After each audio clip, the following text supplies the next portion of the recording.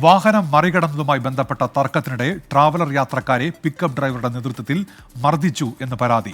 കോഴിക്കോട് താമരശ്ശേരി ചുരത്തിലാണ് ഈ സംഭവം. പിക്കപ്പ് ഡ്രൈവർക്കും കണ്ടാൽ അറിയാവുന്ന മറ്റ് 8 പേർക്കുമെതിരെ കേസെടുത്തു. ഷഹദ് റുമാൻ കോഴിക്കോട് നിന്ന്. ഷഹദ്, എപ്പോഴായിരുന്നു സംഭവം? വിവരങ്ങൾ. ഉന്മേഷ, ഇന്നലെ വൈകിട്ടായിരുന്നു ഈ സംഭവം നടക്കുന്നത്. കല്യാണ പാർട്ടി കഴിഞ്ഞ ഈ ട്രാവലറിൽ ഒരു സംഘം മടങ്ങുകയായിരുന്നു. ആ ഘട്ടത്തിലാണ് താമരശ്ശേരി ചുരത്തിൽ വെച്ച് ഇത്തരത്തിൽ പിക്കപ്പ് വാന് അശ്രദ്ധമായി വാഹനം ഓടിച്ച് ഓവർടേക്ക് ചെയ്യാനുള്ള ഒരു ശ്രമം നടത്തിയത്.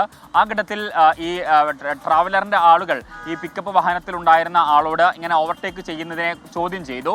ആ ഘട്ടത്തിൽ അദ്ദേഹം ഒന്നും പറഞ്ഞില്ല. അദ്ദേഹം പറഞ്ഞത് താഴത്തേക്ക് ഇറങ്ങുക, എന്നിട്ട് കാണിച്ചു തരാം എന്ന് പറഞ്ഞ് വെല്ലുവിളിച്ച് പോവുകയാണ്.